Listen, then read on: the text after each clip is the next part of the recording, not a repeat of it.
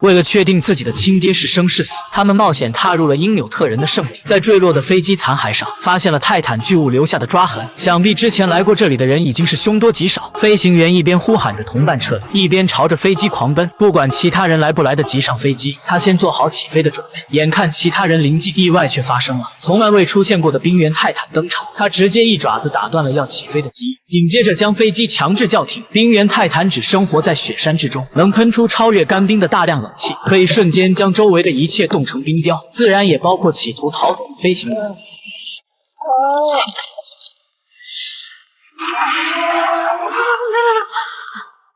由于飞机还保有热量，便像玩具一样被冰原肆意摆弄。看到被甩出来的飞行员，其余几人吓得尿不湿都尿湿了。玩够了，冰原开始向他们逼近，大家也开始落荒而逃。只有剑次郎捡起地上的信号枪击发，信号源产生的热量吸引了冰原的注意力。借助这个时间差，他们躲进了地下冰缝。看着巨兽在上空反复盘旋，大家都屏住呼吸，心都提到了嗓子眼儿，生怕一不小心丢了小命。此刻冰面开裂，小梅掉进冰水里。可即便是这样，她也强忍着没有发出任何声响，直到冰原失去耐心远去，才松了一口气。可谁也不确定冰原是否学过孙子兵法。要知道，在这种恶劣的气候下，衣服一旦湿透，一只脚就等于踏入了鬼门关。Once the sun goes down, the temperature's gonna drop by the minute.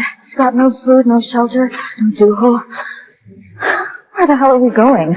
肖尔根据40多年前的记忆，记得不远处有个荒废的建筑物。与此同时，美国西部的犹他州，金发女人在房车上疯狂找寻着什么东西，原来是一台老旧的伽马探测仪在不停闪烁。她立刻把这一现象上报给了帝王总部。其实她是帝王组织的47号前哨观察员。这段伽马射线的赫兹频率，恰好与之前哥斯拉袭击旧金山的频率一样。难道历史的悲剧又要重演了吗？现在的人类有能力抵抗哥组的到来吗？反观肖尔他们，天都快黑了也没有找到庇护所。此时健太郎说出，在飞机降落时，他曾看到过那个建筑物，但不在这边。他们方向走反了，不过没人肯相信他，因为现实不允许他们出现半点错误。即使没人跟随，健太郎依旧坚持自己的选择。No, we can't just let him leave. He's made his choice, Jake. Let's go.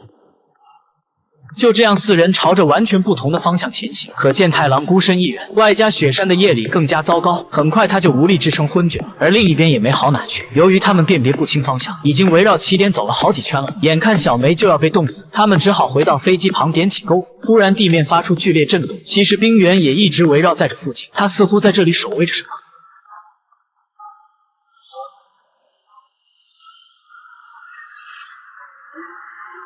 此刻他们才真正意识到，冰原是以热量为食的生物，没有热量，人类只有死路一条。而越来越近的直升机声音再次给了他们希望。于是肖尔将飞机上的燃油有规则的喷洒，准备为飞机的停留争取时间。但飞机发动机的热量吸引了冰原，忌惮它的威慑，飞机也不能着陆。见计划被打乱，肖尔只能冒险咬住防火布，提前点燃汽油。结果他也差点被炸成渣渣硝。爆炸的火光成功将冰原吸引回来，不过就这点热量，可拖延不了多长时间，必须趁冰原无暇顾及前登上直升机，否则是必死无疑。幸好最后一刻他们都登上了直升机。